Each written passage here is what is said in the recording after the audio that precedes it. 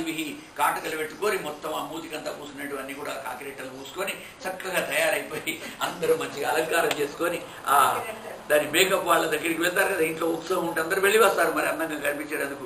ఆ యువతులంతా కూడా చక్కగా సుందరంగా కనిపించేందుకు అని చెప్పేసి ఊర్లో పండగ అయితే వీళ్ళ ఇళ్లలోనే పండగ అయినంత ఘనంగా ఆ నందగోపుడి యొక్క ఆశీర్వచనంతో వాళ్ళంతా పాపకుండా చేస్తున్నారు.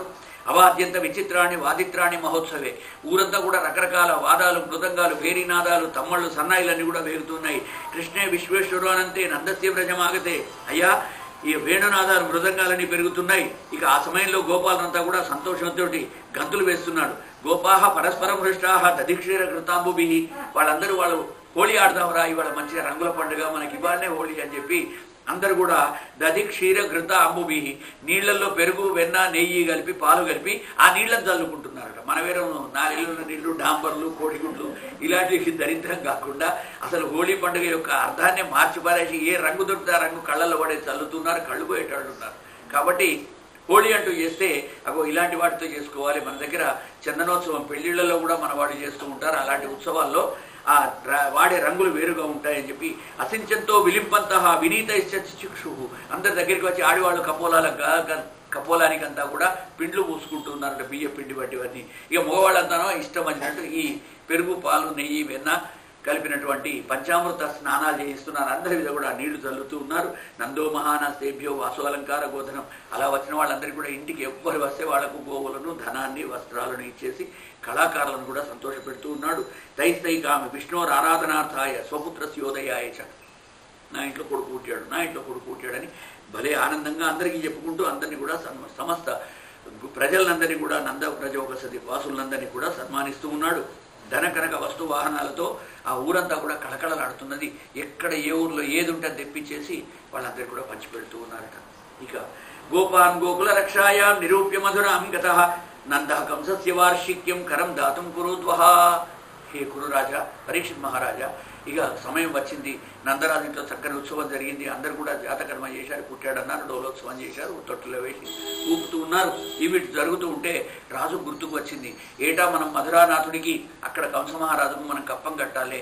మన ఇళ్లలో ఇక్కడ మనం పండిన పంటలన్నీ కూడా వీళ్ళ దగ్గర తీసుకుపోయి రాజుగారికి బొక్కసంలో మనం ధనాగారంలో మనం ధనాన్ని సమర్పించి రావాలని చెప్పేసి బండ్ల కొద్దీ ధనాన్ని, రత్నాలు, మణులు, మాణిక్యాలన్నీ కూడా ఇళ్ల బండ్ల మీద నింపుకొని ఆ నందుడు ఇక్కడ భార్యాపిల్లలకు చెప్పి నేను మధురా నగరానికి పోతున్నాను, మన ఊరి వాళ్ళందరినీ తీసుకొని అని చెప్పేసి రాజుగారి దగ్గర పెట్టి ఉంటుంది. మా చిన్నప్పుడు కూడా మేము చూసేది. మా రెడ్ల ఇళ్లలోకి వాళ్ళు ప్రతి సంవత్సరం కూడా 2 ఎడ్లు 2 నాగళ్ళు పట్టుక వచ్చేసి 4 ఎడ్లతోటి ఆ రాజుగారి వెంకటరెడ్డి వాళ్ళ పొలాలన్నీ కూడా వెట్టిగా దున్నాలి ఫ్రీగా.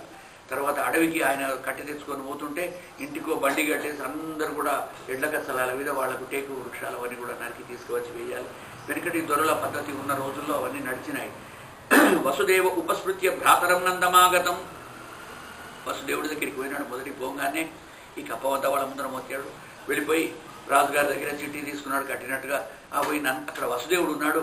అబ్బా మా బావగారిని ఒకసారి కలిసి వస్తారు, మా అన్నయ్య మా వసుదేవుడిని ఒకసారి కలిసి రావాలని చెప్పేసి ఉపశ్రుత్య భ్రాతరం నందమాగతం. సోదరుడు సమానమైనటువంటి నందుడు ఆ వసుదేవుడి దగ్గరికి వెళ్ళి అన్నా అంటూ కౌగలించుకున్నాడు. ఇక నందం ఆగతం భ్రాతరం తను భ్రాతృప్రేమ చూపిస్తూ ఆయన కూడా ఆ నందుడిని దగ్గర తీసుకొని కౌగలించుకొని ఎన్నాళ్ళ కలిసేవయ్యా అని చెప్పేసి జ్ఞాత్వా దత్తకరం రాజ్ఞ యయౌ తదవమోచనం. అయ్యా రాజుగారికి మేము కప్పం కట్టాలి కదా, ట్యాక్స్ కట్టాలి కదా, ఎవ్రీ ఇయర్ కట్టేది. ఆ ట్యాక్స్ నింపడం కోసం మేము అంతా పడలేదు, ధనం ధాన్యం అంతా కూడా తీసుకువచ్చాం, అవన్నీ ఆయనకు ఇచ్చానని చెప్పి ఆ నందుడు బస చేసిన చోటికే వసుదేవుడు వచ్చాడు. నందుడు ఆయన దగ్గరికి పోలేదు. వసుదేవుడు బయట ఉన్నాడు కాబట్టి ఆయన వచ్చి కనిపించాడు. వచ్చేసి చెప్తూ ఉన్నాడు, తం దృష్ట్వా సహసోత్థాయ దేహ ప్రాణమివాగతం. శరీరంలో ప్రాణం వస్తే మనిషి ఎలాగైతే చైతన్యం వస్తుందో ఆ విధంగా ఆ వసుదేవుని చూడంగానే నందుడికి ఒక్కసారి ప్రాణం లేచి వచ్చింది. ప్రియతమం దోర్భ్యాం స్వసేజే ప్రేమ కొలహ. 2 చేతులతోటి గట్టిగా హత్తుకొని అయ్యా అన్నయ్య వచ్చావా అని చెప్పి దగ్గర తీసుకున్నాడు. ఇక దిష్ట్యా భ్రాత ప్రయస ఇదానీం అప్రసజ్యతే ప్రజాశాయ నివృత్త్యర్థం ప్రజాయ సముపద్యత. నంద, నీకు సంతానం వృద్ధి అయ్యేటందుకు చక్కగా ఒక కొడుకు పుట్టాడు. అక్కడ నాకు కూడా రోహిణికి నాకు కూడా ఒక పుత్రుడు జన్మించాడని చెప్పి తెలిసింది. చాలా సంతోషమైంది. ఇక మనమంతా కూడా ఈ ప్రపంచంలో పుల్లలు ప్రవాహ రూపంలో ఎలా వస్తాయో అలా కలుస్తూ వస్తూ ఉంటాం. ఎవరి కొడుకు ఎవరి బిడ్డ అందరి ఇళ్లలో ఇలా పిల్లలు పుడుతూ ఉంటారు, కలుస్తారు, 100 ఏళ్ళు బతుకుతారు. తర్వాత వాళ్ళు పోతారు, వాళ్ళ పిల్లలు మెల్లమెల్లగా వెనకటి వాళ్ళందరినీ కూడా మర్చిపోవడం అనేటువంటిది జరుగుతూ ఉంటుంది. నైకత్ర ఓఘేన వ్యూహ్యమానానాం ప్లవనాం స్రోతసోయత. ప్రవాహంలో ఎలాగైతే పుల్లలు కొట్టుకొస్తాయో అలా కొట్టుకొస్తారు, పెళ్ళాలు భర్తలు అనుకుంటారు, మళ్ళీ విడిపోతారు. తర్వాత వాళ్ళ ఎవరి జీవితం వాళ్ళది, ఎవరి పుణ్యం వాళ్ళది, ఎవరి కర్మ వాళ్ళది, దాని ప్రకారంగా వాళ్ళు జన్మిస్తూ ఉంటారని చెప్తూ ఉంటారు. అందుకే ఇక వెళ్దాం పదరేపల్లకు. ఎందుకంటే ఇక్కడి నుంచి మీరు అంత తొందరగా వెళ్ళిపోతే అంత మంచిది. ఈ కంసుడు మహాధూర్తుడు, దుర్మార్గుడు. మనమిద్దరం కలుసుకున్నామంటే మన మీద కూడా ఒక కన్ను వేసి ఉంచుతాడు. వాడు ఎక్కడెక్కడ పిల్లలు పుడితే శిశువులను చంపమని చెప్పేసి రాక్షసులందరినీ కూడా ఆదేశించాడని చెప్పి నాకు సమాచారం ఉన్నది. అయ్యా నంద తమ్ముడా, నువ్వు తొందరగా ఇక్కడి నుంచి వెళ్ళిపోయి నందగోవ్రజానికి వెళ్ళిపో, నా పిల్లవాడిని నీ పిల్లవాడిని అందరినీ కూడా చక్కగా కాపాడు అని చెప్పి ఆ నందునికి వసుదేవుడు చెప్తూ ఉన్నారు. ఇక గోవింద హరే మురారే నాథ నారాయణ వాసుదేవ శ్రీకృష్ణ గోవింద హరే మురారే నాథ నారాయణ వాసుదేవ గోపాలకృష్ణ భగవానికి జై. అక్కడ పెక్కు ఉత్పాతాలు జరుగుతున్నాయి రేపల్లెలో, గోకులంలో. ఈయన యొక్క రాజ్యం అంతా కూడా ఉల్కాపాతాలు పడుతున్నాయి, తోకచుక్కలు రాలుతూ ఉన్నాయి. ఏమి ఉపద్రవం ముంచుకు వస్తుందో, ఎలాంటి వాళ్ళది ఒక ఇది మృతి వస్తుందో అని చెప్పి అందరూ భయపడుతున్నారు.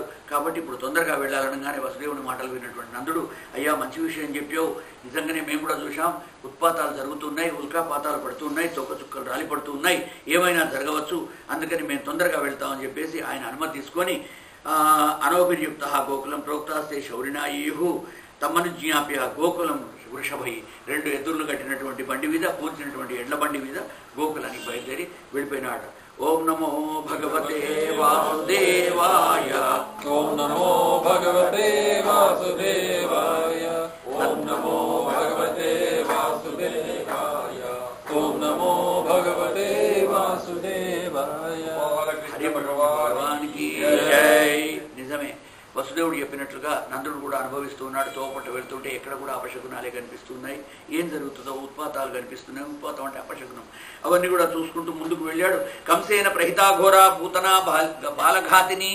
కంసుడితోటి ప్రేరేపించబడ్డటువంటి ఒక మాయావేషం ధరించేటువంటి కామరూపిణి అనేటువంటి పూతన అనే రాక్షస స్త్రీ కంసుడు ప్రేరేపిస్తే అన్ని పల్లెల్లో తిరుగుకుంటూ శిశుంశ్చచార నిఘ్రంతి పురగ్రామ వ్రజాదిషు, వ్రజంలో ఉన్నటువంటి గ్రామాలన్నింటికి వెళుతున్నది. ఆ ఊర్లో ఉన్న చిన్నపిల్లలు ఎవరో తెలుసుకుంటున్నది. తెలుసుకొని వాళ్ళ ఇంటికి వెళ్ళేసి వాళ్ళను సంహరిస్తూ వాళ్ళందరినీ కూడా పాలించే నెపంతో తలో రకంగా తలోళ్ళని తలో తీరుగా ఎలా చంపగలిగితే అలాగా శిశువులందరూ కూడా హరణం చేస్తూ వస్తున్నది. దాని పేరు పూతన. అది బాలఘాతిని. అది కేవలం చిన్న పిల్లవాళ్ళనే అత్యంత అనునయంగా ప్రాణాలు తీసి వచ్చేటువంటి ఒక బాలఘాతిని పూతన అనేటువంటి రాక్షసి. శిశుంశ్చచార నిఘ్నంతి. అది కేవలం శిశువుల్ని చంపుకుంటూ ఆ గోవ్రజం అంతా కూడా తిరుగుతున్నది. నయత్ర శ్రవణాదీని రక్షణోఘ్నాని సుకర్మసు. ఎక్కడైతే పరమాశ్రయుడైనటువంటి పరమాత్మ యందు భక్తి తత్పరతతో ఏమైనా దేవుణ్ణి స్మరిస్తూ ఎక్కడ వినిపిస్తుందా ఆ ఇళ్లలోకి చూస్తున్నది. కురువంతి సాత్వతాం భర్తు యాతుధాన్యశ్చ తత్రహి. ఎక్కడెక్కడ యజ్ఞాలు జరుగుతున్నాయో, ఎక్కడెక్కడ పూజా పాఠాలు తపస్సులు మునులు జరుపుతున్నారో వాళ్ళందరి దగ్గరికి కూడా అప్పుడే ఈ కంసుడు పంపించినటువంటి రాక్షసులంతా కూడా చేరుకున్నారు. ఆ క్రమంలోనే భాగంగా ఈ పూతన అనేటువంటి దుర్మార్గురాలు కృష్ణ పరమాత్మ జన్మించినటువంటి నందగోకులానికి వచ్చి చేరింది. అక్కడ ఉన్న పిల్లలందరినీ కూడా సంహరిస్తుంది. వల్గు స్మితాపాంగ నిసర్గ వీక్షితై. దొంగ వేషాలు వేసేవాళ్ళు, మాయావేషంలో ఉన్నవాళ్ళు కొంచెం వల్గు వీక్షణాలు ఉంటాయి వాళ్ళకు. ఆ కళ్ళతోటి అందరినీ అలా పలకరించుకుంటూ మంచిగా ఉన్నారా అప్పుడు పోతారు. దాన్ని ఎవరు అడగకుండానే కళ్ళతోటి అందరినీ కూడా శాసించుకుంటూ ఏదో అందరూ తెలిసినట్టుగా, ఇప్పుడు దొంగతనంగా భోజనం చేయవచ్చిన వాడు ఏం చేస్తాడు, అందరూ తెలిసినట్టుగా మంచిగా ఉన్నారా అప్పుడు పోతాడు, తిరిగి వెళ్ళిపోతాడు వాడు. కాబట్టి ఈ విధంగా వల్గుస్మిత అపాంగాలతో ఉన్నటువంటి ఒక సుందరమైన స్త్రీ రూపంలో వచ్చిందట, అందమైన అందగత్తె రూపంలో. మనోహరంతీం వనితాం వ్రజౌకసాం. ఆ వ్రజభూమిలో ఉన్నటువంటి ఆ రేపలలో ఉన్న ఆ ప్రజలకు అందరికీ కూడా మనోహరంతి, వాళ్ళ యొక్క మనసును హరించి వేస్తున్నది. అంత అందంగా ఉన్నది. నిన్న మనం చెప్పుకున్నట్టు మోహిని రూపంలాగా. గోప్య శ్రీయం ద్రష్టుమిభాగతాం.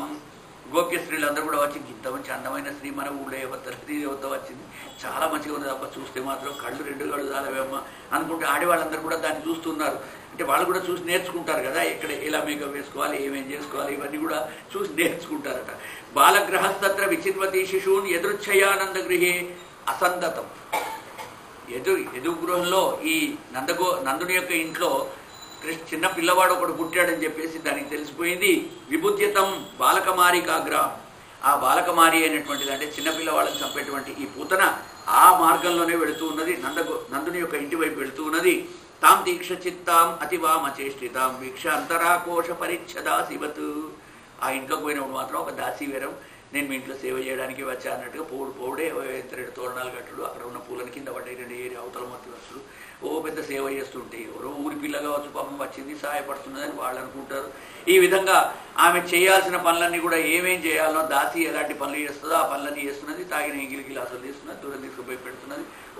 చాలా చూసే వాళ్ళందరికీ కూడా ఎవరో దాసిలాగా కనిపిస్తున్నది.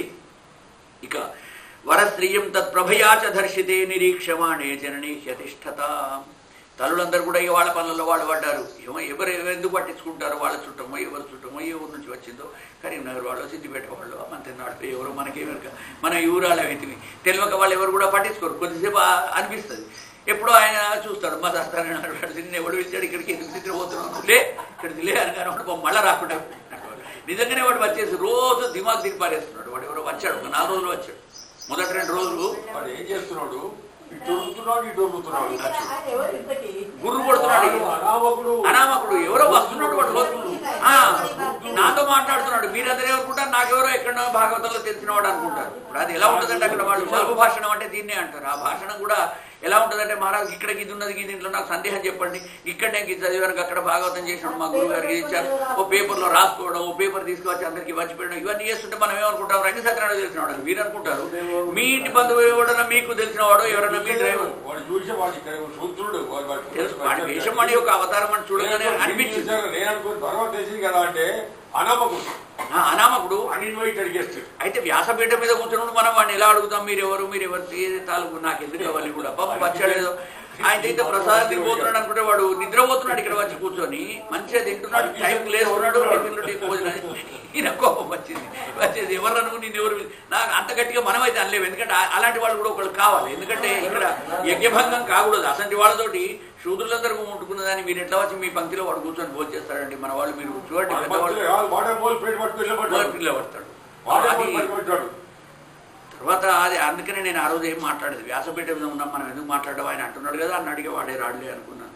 అట్లాంటి వాళ్ళందరూ కూడా వస్తుంటారు. ఈ పూతన కూడా ఇగో ఈ వేషాలు వేసుకుంటూ వచ్చి కూర్చొని చూసేటాళ్ళందరూ కూడా వాళ్ళ చుట్టం కావచ్చని వీళ్ళ చుట్టం కావచ్చని వాళ్ళు మంచిగానే అదే తప్పుగా నేను దాన్ని దోషంగా అంటలేను. ఎందుకంటే అది కూడా అవసరమేనండి. తప్పు జరగడం అక్కడ దోషం జరిగి మనం అందరం కూడా శూద్రుడు ముట్టుకున్న తర్వాత దాన్ని వచ్చేసి ఆ భోజనం చేయి మడితోటి నైవేద్యం పెడుతున్నది, ప్రసాదం తీసుకుంటున్నాడు, మన పక్కన తాకుంటూ కూర్చుంటున్నాడు. వాడు ఆ నిద్రపోకుండా చొల్లు గార్చుకుంటూ గుర్రు కొట్టుకుంటూ మనకి ఇక్కడ వచ్చింది కార్యక్రమం అదా. కాబట్టి అయ్యా అదే అట్లాగా మన వాళ్ళు చెప్తారు, ముందు బ్రాహ్మణ పంక్తి అయిన తర్వాత మీకు పెడతామయ్యా అని మంత్రులు కూడా అందరికీ పెడతారు. మీకు అక్కడ ఇక్కడ కూడా శూద్రులకు పెట్టడం లేదు. మంత్రులు కూడా మనం చూస్తుంటాం కదా, మన ఇళ్లలో కార్యక్రమాలు అయితే కొద్దిగా ఆగుంటే అయ్యా బ్రాహ్మణులు తినాక మీకు పెడతాం అంటారు. వాళ్ళకు కూడా అర్థమైపోతుంది. మంత్రులకు అలవాటు ఉన్నది. ఇక్కడ వీళ్ళకేం తెలుసు, హోటల్లో తిని వచ్చేటాడు వచ్చి కూర్చొని ప్లేట్ అందుకొని ముందే మనకన్నా ముందే వాళ్ళ ప్లేట్ తీసుకుంటున్నాడు తెలిసిందా.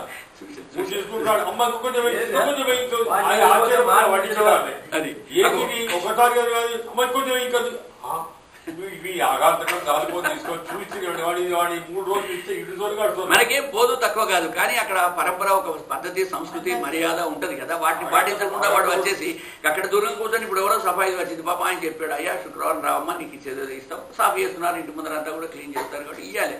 సరే వాళ్ళకి ఇచ్చేది ఇస్తాం, కానీ వాళ్ళు వచ్చి ఇక్కడ వచ్చి భక్తిలో వచ్చి కూర్చుంటా అంటే అది కొద్దిగా అసభ్యంగా ఉంటుంది, సంస్కారం కాదు. ఓం యది విసృజేత్ వైష్ణవీ భగవతే వాసుదేవాయ. ఓం నమో భగవతే వాసుదేవాయ. ఓం నమో భగవతే వాసుదేవాయ. భగవంతుడు అన్నీ నిరీక్షిస్తూ ఉన్నాడు. వచ్చింది ఒకరితో మొట్టమొదటికి నా చేతిలో చచ్చిపోవడానికే వచ్చిందని చెప్పి ఆయన చిన్న శిశువుగానే కాళీయుతులు ఆడించుకుంటూ చిరునగవుతోడు ఉన్నాడు. అందరూ ఆ తల్లి పాపం పాలిచ్చింది, పడుకోబెట్టి యశోద ఆమె పనిలో ఆమె పడ్డది. ఇది వచ్చింది ఇంట్లో పెద్ద మహారాజగృహం, అది పెద్ద పెద్ద ఇల్లు, 5-6 గదులు.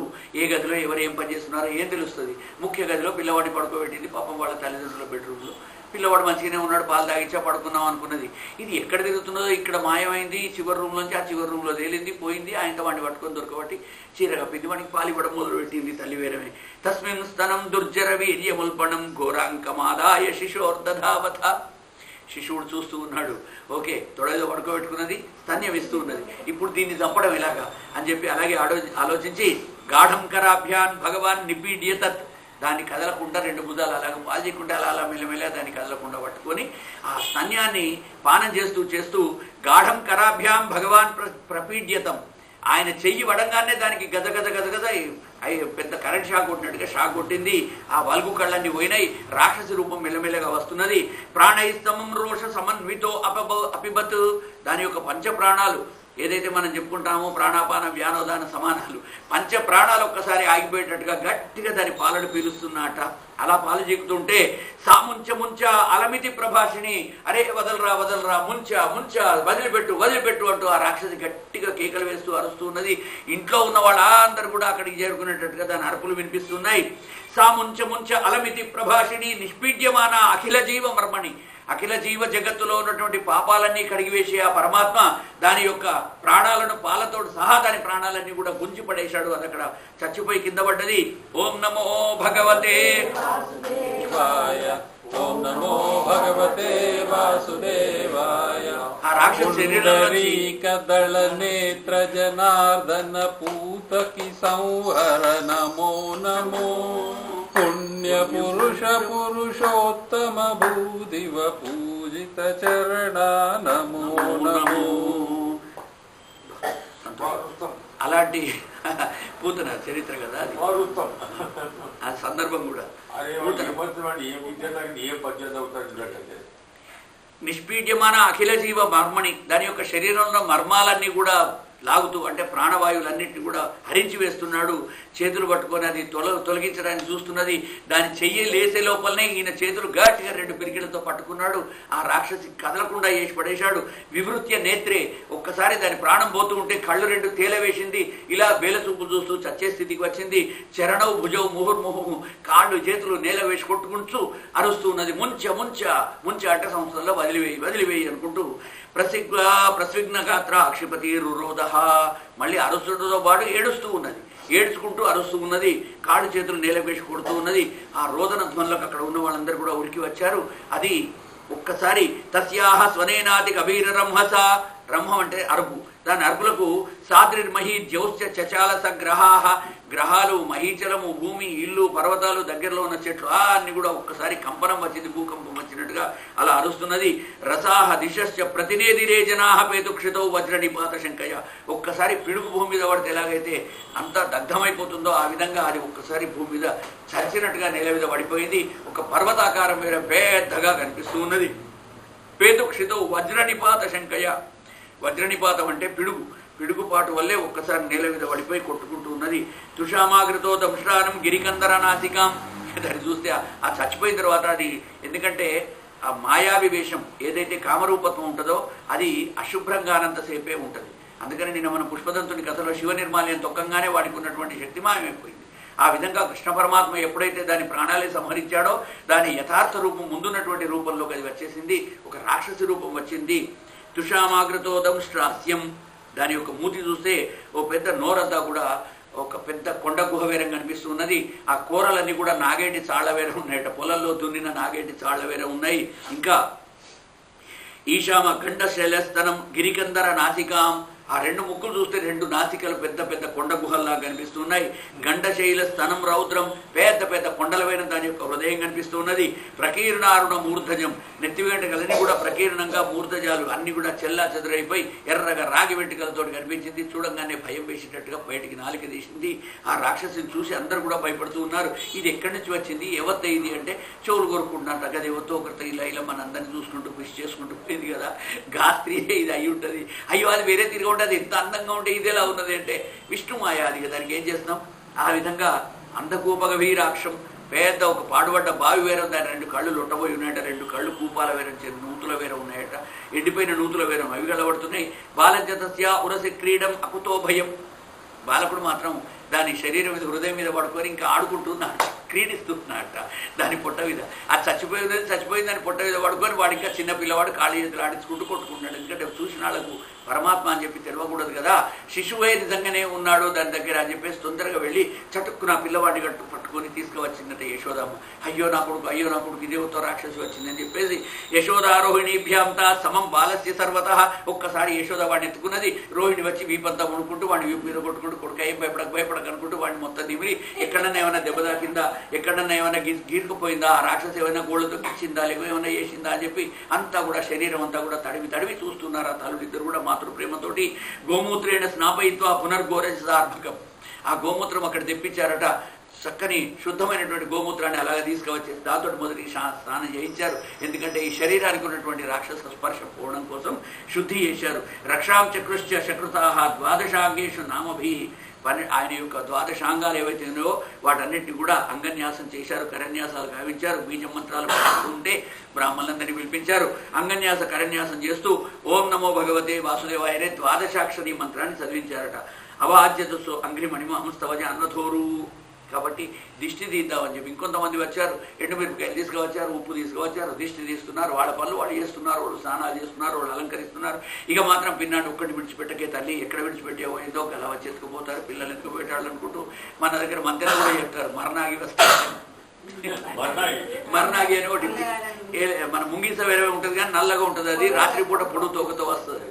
ఆ మరణాగులు వచ్చి పిల్లలు తినేయటం, వెనకటి కాలం పిల్లలు ఎత్తుకుపోయేటవి. కాబట్టి మరణాగి వస్తుందని చెప్పి బాలెక్కలకు భయపెట్టి పెడతారు. అక్కడ ఆమె గిట్ట లేకపోతే పొత్తి మీద ఒక కడప మీద ఒక బట్ట వేసేసి దగ్గరనే పిన్నాన్ని చూసుకుంటే దగ్గర దాకా ఏదైనా పని ఉంటే పోయి వస్తుంది తప్ప పిన్నాన్ని ఎప్పుడు విడిచిపెట్టదు. ఆ 10 రోజులు మాత్రం అలాగే ఆ దీంతో బయట ఉంటారు, వాళ్ళ ఆశోచనతో ఉంటారు. అందుకనే మన వాళ్ళు అన్నారు 10 రోజులు వాళ్ళని అలాగా. తర్వాతకి స్నానాలు వాళ్ళకు వేరే తీరు ఉంటాయి. కాబట్టి మిగతా వాళ్ళు ముట్టుకునే సందర్భం వేరు, తల్లి మాత్రమే ముట్టుకునే రోజులు మాత్రం ఆ 10. ఆ గోవత్సవం ఎలాగైతే కాపాడుతుందో వాత్సల్యంతో తన పిల్లను కొడుకునో బిడ్డనో కాపాడుతారు. అలాంటి దానికి దిష్టి తీశారట. ఓం నమో భగవతే వాసుదేవాయ. ఓం నమో భగవతే వాసుదేవాయ. ఓం నమో భగవతే వాసుదేవాయ. ఓం నమో భగవతే వాసుదేవాయ. ఓ చిన్న పిల్లవాడా, నీ పాదాలు పుట్టుకలేనటువంటి ఆ శ్రీహరి యొక్క పాదాలేనయ్యా. ఇక మోకాళ్ళైతేనో మణిమంతుని యొక్క స్వరూపం, తొడలని యజ్ఞస్వరూపుని రూపం, కటి ప్రదేశం నీ నడుము అచ్యుతుడేనయ్యా.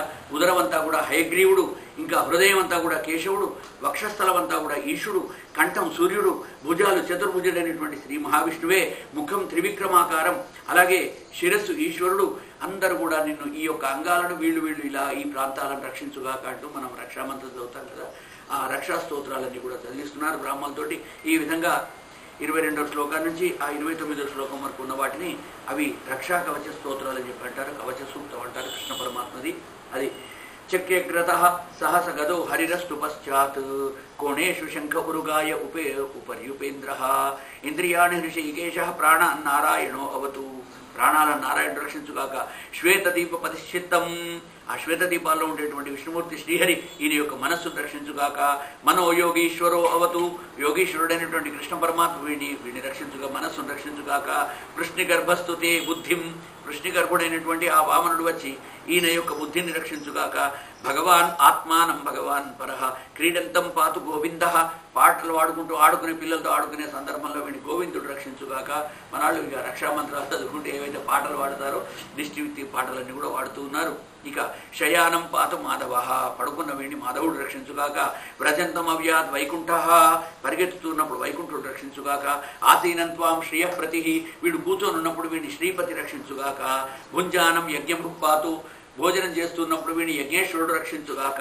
సర్వగ్రహ భయంకర, అన్ని గ్రహాలను కూడా భయంకరమైన గ్రహాల నుంచి కూడా దేవుడు వీడిని రక్షించుగాక అంటూ ఆశీర్వచనాలు స్వస్తి మంత్రాలన్నీ కూడా చెప్తున్నారు. ఇక చెడ్డవాళ్ళందరూ కూడా నశింతులుగాక అంటూ కూడా చెప్తున్నారు. మంచి వాళ్ళు రక్షించాలని చెప్పినట్లుగానే డాకిన్యో యాతధాన్యాశ్చ కూష్మాండాయి అర్భక గ్రహా, డాకినులు శాకిని భూత ప్రేత పిశాచారాలు, యాతుధాన్య అంటే రాక్షసులు. యాతుధాన పుణ్యజనో నైరుతో యాతురక్షసి అని అమరకోశం. యాతుధాన అంటే రాక్షసుడు, పుణ్యజనులు అంటే కూడా రాక్షసులు. మనల్ని తెలియక వాళ్ళంతా పుణ్యాత్ములు అంటే పుణ్యజనులు అంటారు. పుణ్యజనులు అనే పదం వాడకూడదు. రాక్షసులకు పుణ్యజనులు అంటే పేరు. సంస్కృతం వచ్చిన వాళ్ళు నవ్వుతారు. పుణ్యాత్ములు అంటే తప్పులేదు, కానీ పుణ్యజనులు అని ఎవరిని కూడా అనకూడదు, వాళ్ళకి తెలుస్తుంది. కూష్మాండా ఏ అర్భక గ్రహా, ఇక వాళ్ళందరూ అర్భక గ్రహాలన్నీ కూడా ఎవరెవరైతే ఈయన కీడు చేయడానికి వస్తారో వాళ్ళందరూ కూడా నశింతురుగాక. భూత ప్రేత పిశాచాశ్చ యక్ష రక్షో వినాయకాహ, వినాయకుడు అంటే క్షుద్రుడు, నీచులు, వీళ్ళకంటే తక్కువ కులం వాళ్ళు, వాళ్ళందరూ కూడా వీడికి అపకారం చేయవస్తే నశించిపోదురుగాక. కోటరా రేవతి జ్యేష్ఠ పూతన మాతృకాదయ, తల్లి రూపంలో వచ్చే పూతన లాంటి వాళ్ళు కూడా వీడి దగ్గరికి ఎవరు వస్తే వాళ్ళు భస్మైపోదురుగాక. ఉన్మాదాయే అపస్మారాహ, అపస్మారక ఉన్మాదాలు, పిచ్చి ఉన్మత్తాలు, మతి చెడిపోవడాలు ఇలాంటివి కలిగించడానికి చేతపడి చేసే వాళ్ళు ఎవరైనా కనుక వీడి దగ్గరికి వస్తే దేహేంద్రియ ప్రాణద్రోహ, ఇతని యొక్క దేహాలు ప్రాణాలు వీటన్నిటి కూడా హరించడానికి ఎవరైనా వస్తే స్వప్నదృష్టా మహోత్పాతా వృద్ధ బాలగ్రహాశయే, వృద్ధుల రూపంలో, బాలకుల రూపంలో, గృహస్థుల రూపంలో మహోత్పాతాలు సృష్టించడానికి ఎవరైనా మా పిల్లవాడి దగ్గరికి వస్తే సర్వే నశ్యంతు తే విష్ణోహో నామగ్రహణ భీరవ, విష్ణునామస్మరణ చేత నా పిల్లలను రక్షించుగాక అంటూ యశోద చేత, రోహిణి చేత ఈ మంత్రాలన్నీ బ్రాహ్మణులు చెప్పించి శ్లోకాలు అనిపిస్తూ ఉన్నారు. ఈ మొత్తం 22 నుంచి 29 దాకా ఉన్న శ్లోకాలను కవచం అంటారు. అది కనుక చేస్తే పిల్లలకు రక్ష అవుతుంది అని చెప్తారు. ఈ విధంగా శుకబ్రహ్మ పరీక్షిత్ మహారాజుకు చెబుతూ కృష్ణ పరమాత్మ పూతన నుంచి రక్షించబడ్డాడయ్యా. కళేవరం పరశుభి చిత్వా తత్తే వ్రజౌకస. ఇక గోల వాళ్ళందరినీ పిలిపించాడు నందుడు. మరి ఈ శవాన్ని ఎలా మోసుకుపోవాలి? ఎవరు మోస్తారండి? వెనకడికి ఎవరో మన ఆయన పూనాలో 2 కొమ్ములు బట్టి మోసేదట. 25 రూపాయలకు కొమ్ము అంటే నేను 2 దిక్కులు పడతా అని చెప్పి 2 దిక్కులు బట్టి 50 రూపాయలు సంపాదించిన అంటారు. మంతెనలో వాడు పోయి నీళ్లు మోసిన వాళ్ళు ఉన్నారు పూనాలు, మంత్రిలో శవవాహనం చేసిన వాళ్ళు ఉన్నారు, మంత్రినాడు వంటలు చేసిన వాళ్ళు ఉన్నారు, మంత్రినాడు పౌరోహిత్యం చేసిన వాళ్ళు ఉన్నారు. యజ్ఞమఠ సిద్ధార్థి గారు అహ్మదాబాద్లో చక్కగా పౌరోహిత్యం చేసి ఆయన ఇల్లు ఇచ్చారు వారికి అక్కడ ఆ ఊరి వాళ్ళందరూ కలిసి, అహ్మదాబాద్ వాళ్ళు. అలాగా మన వాళ్ళు ఎక్కడ పోయినా సరే కీర్తిమంతులుగానే వచ్చారు తప్ప నేపాళం దాకా పోయినారు మనాడు మొన్న చెప్పినట్టుగా. కాబట్టి ఎక్కడ పోయినా సరే ఏదన్నా వృత్తి అయ్యి పేరు సంపాదించుకో, మంచి పేరు తీసుకురా, ఊరికి మాత్రం చెడ్డ పేరు తీసుకురా. మంత్రినాడు అనగానే అబ్బో వాళ్ళు దిగ్గన తీరులయ్యా, వాళ్ళు ఏదైనా చేస్తారు అనేటు పదం వాడతారు. మంత్రినాళ్ళు అబ్బో వాళ్ళు దిగ్గన తీరులు. మొన్న ఎవరితో గిలాగా అంటే మీ మంత్రినాళ్ళు అబ్బో ఇక ఇవ్వను, కానీ మళ్ళీ ఆమె ఇంట్లో 3 మంత్రినాళ్ళే అల్లుడు వచ్చారు. కాబట్టి నేను చెప్పా మంత్రినాళ్ళు ఏం కష్టం చేశారు.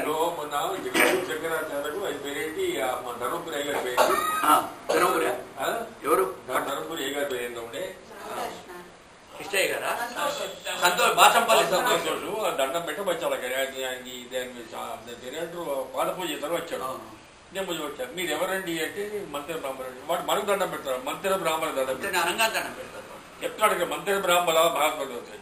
ధర్మపురి వాళ్ళు వెలువడం, మంత్రి వాళ్ళు బ్రాహ్మణులు అంటే ప్రశస్తి అలా వచ్చింది, మనాలకు కీర్తి వచ్చింది. ఎక్కడికి పోయినా సరే ఆ కీర్తితోటే ఉన్నారు తప్ప అపకీర్తి తెచ్చేటువంటి పనులు మనాళ్ళు ఎవరు కూడా వెనకడికి చేయలేదు, ఇప్పుడు కూడా చేస్తలేరు. అందరు కూడా మంచి పేరుతోటే బ్రతుకుతున్నారు, తల్లిదండ్రులకు కానీ ఊరికి కానీ. అలాగా